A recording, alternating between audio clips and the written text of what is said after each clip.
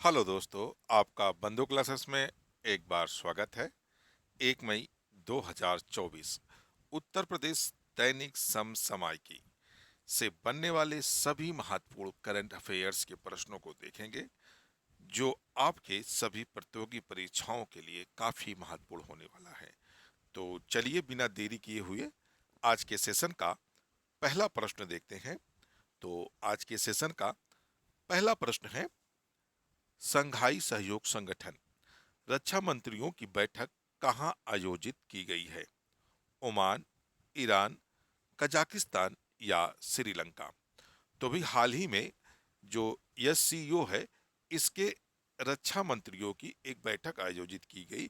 और वो कहां आयोजित की गई?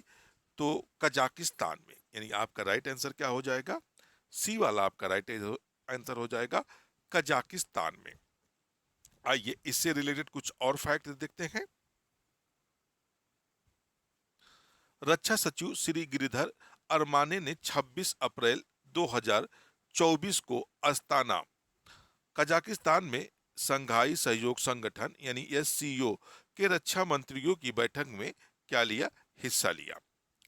बैठक के दौरान सभी एससीओ सदस्य देशों के रक्षा मंत्रियों द्वारा एक प्रोटोकॉल पर हस्ताक्षर किए गए।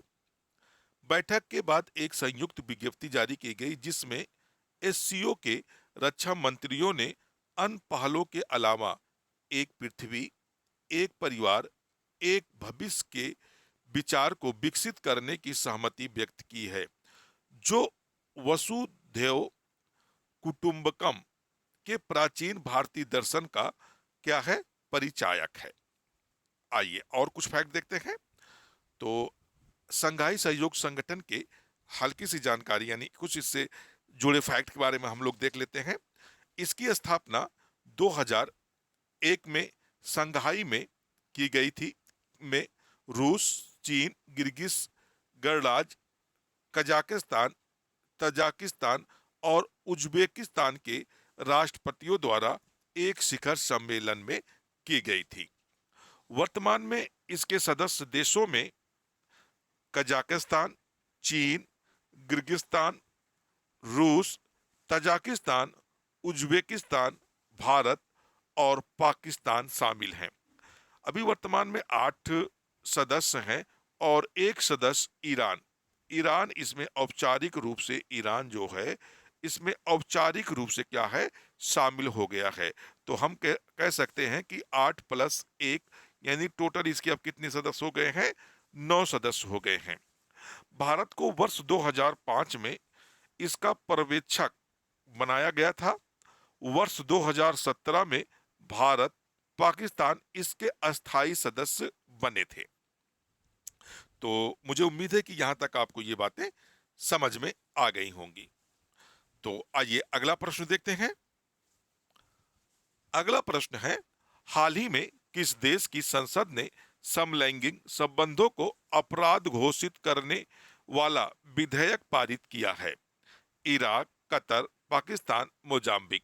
तो भी हाल ही में इराक की संसद ने इराक की संसद ने समलैंगिक संबंध को अपराध घोषित किया है और इसके संबंध में एक विधेयक पारित किया है।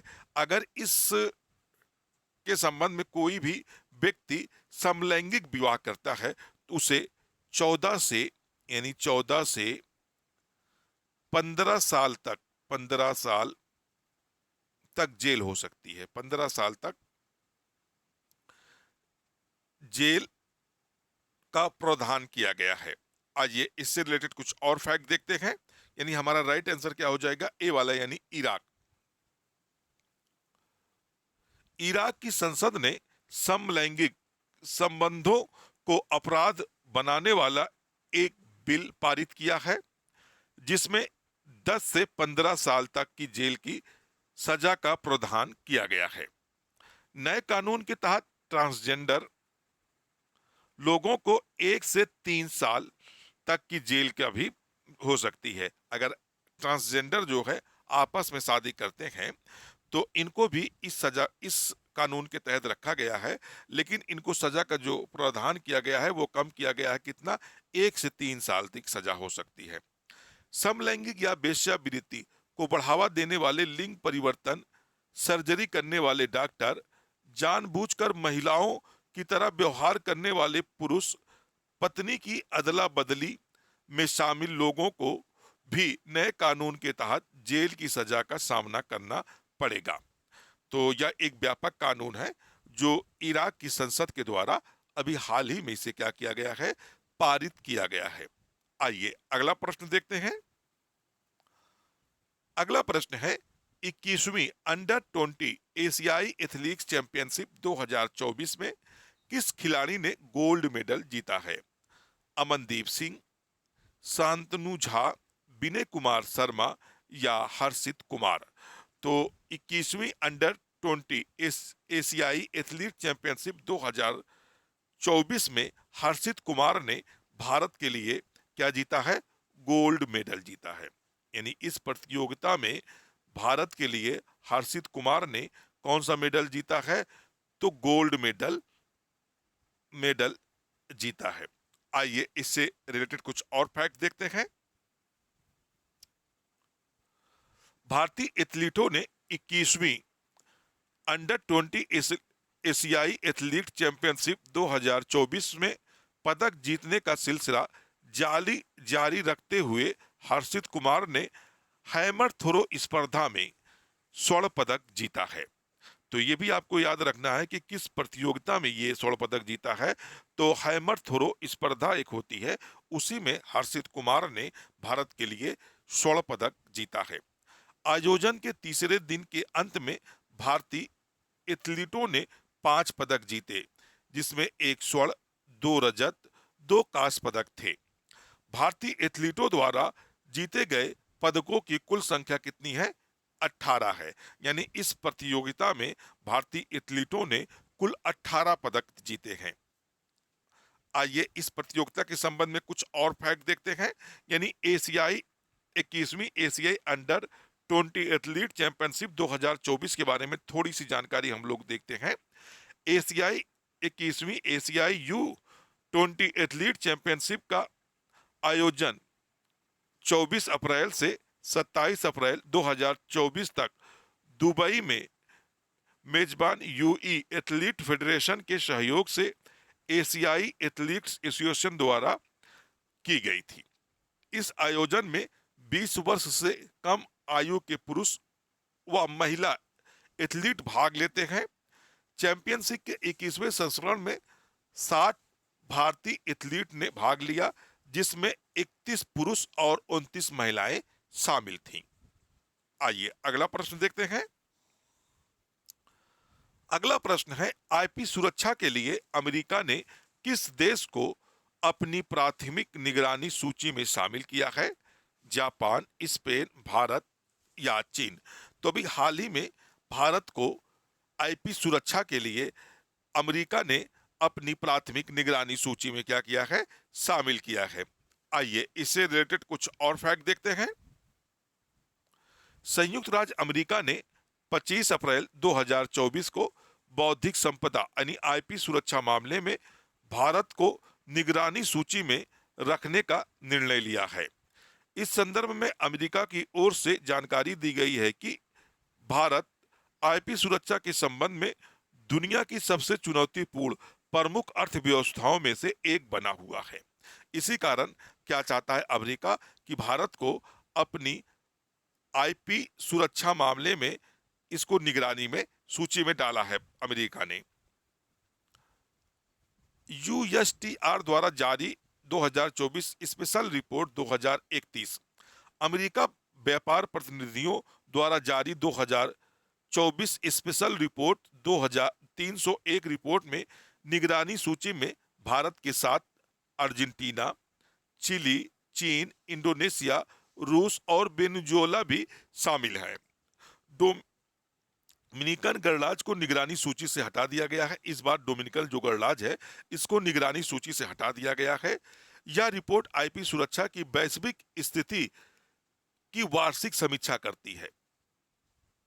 आइए अगला प्रश्न देखते हैं।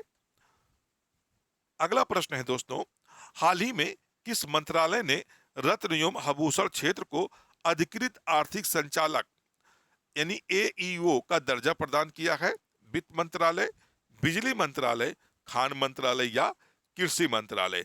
तो यह दर्जा किसके द्वारा दिया गया है? तो वित्त मंत्रालय के द्वारा यह दर्जा प्रदान किया गया है। आइए इससे रिलेटेड कुछ और फैक्ट देख लेते हैं। वित्त मंत्रालय ने देश के रत्न और आभूषण क्षेत्र को से अधिकृत आर्थिक ऑपरेटर यानी एईओ को दर्जा दिया है, जो कम कार्गो रिलीज समय के साथ रत्न और आभूषण के निर्यात और आयात की सुविधा क्या करेगा? प्रदान करेगा। गैर ईईओ संस्थाओं की तुलना में बैंक गारंटी 50% की कमी आती है। यानी जिसको ये दर्जा दिया जाता है, जो गैर संस्थाएं होती हैं उनकी तुलना में जो बैंक की गारंटी होती है उसमें 50% की इसमें क्या की जाती है? छूट प्रदान की जाती है। रत्न एवं आभूषण निर्यात संवर्धन परिषद द्वारा इस मामले को वित्त मंत्रालय के समक्ष उठाने के प्रयासों के बाद इस क्षेत्र को यह दर्जा प्राप्त हुआ था। एईओ कार्यक्रम को वर्ष 2011 में एक पायलट प्रोजेक्ट के रूप में पेश किया गया था। आइए अगले स्टेप की तरफ हम लोग बढ़ते हैं और अगला स्टेप है कल का रिवीजन। यानी हम लोगों ने जो 30 अप्रैल को पढ़ा था, कब पढ़ा था? 30 अप्रैल को जो करंट पढ़ा था उसका क्विक रिवीजन देखते हैं। G7 शिखर सम्मेलन 2024 का आयोजन कहाँ किया जाएगा? तो इस बार इसका आयोजन इटली में किया जाएगा। अगला प्रश्न देखते हैं। अगला प्रश्न है, प्रधानमंत्री नरेंद्र मोदी ने हाल ही में किस राज्य में एक कैंसर उपचार केंद्र का उद्घाटन किया है? तो मोदी के द्वारा यह जो कैंसर केंद्र उपचार केंद्र है इसका उद्घाटन कहाँ किया गया है? तो असम में इसका उद्घाटन किया गया है। अगला प्रश्न देखते हैं। अगला प्रश्न है, किस देश ने कच्चे और रिफाइंड दोनों तरह के ताड़ के तेल के निर्यात पर प्रतिबंध लगा दिया है? तो यह प्रतिबंध कौन सा देश लगाया है? तो इंडोनेशिया लगाया है। अगला प्रश्न देखते हैं। अगला प्रश्न है, भारत का पहला all in one payment device किस फिटनेस कंपनी के ने लॉन्च किया है? तो यह किस कंपनी के द्वारा लॉन्च किया गया है? तो भारत पे के द्वारा यह सुविधा लॉन्च की गई है। अगला प्रश्न देखते हैं। अगला प्रश्न है, टाटा पावर सोलर सिस्टम ने किस बैंक के साथ रणनीतिक सहयोग की घोषणा की है? तो टाटा पावर सोलर सिस्टम ने किस बैंक के साथ क्या घोषणा की है? तो इंडियन बैंक के साथ। आपका राइट आंसर क्या हो जाएगा? सी वाला यानी इंडियन बैंक हो जाएगा। तो दोस्तों, अगर आपको यह वीडियो अच्छा लगा हो तो वीडियो को एक बार लाइक करिएगा, शेयर करिएगा। चैनल पर नए जुड़े हो तो चैनल को सब्सक्राइब कर लीजिएगा और बेल आइकन का बटन प्रेस करिएगा। फिर मिलते हैं नेक्स्ट वीडियो में। जब तक के लिए धन्यवाद। जय हिंद।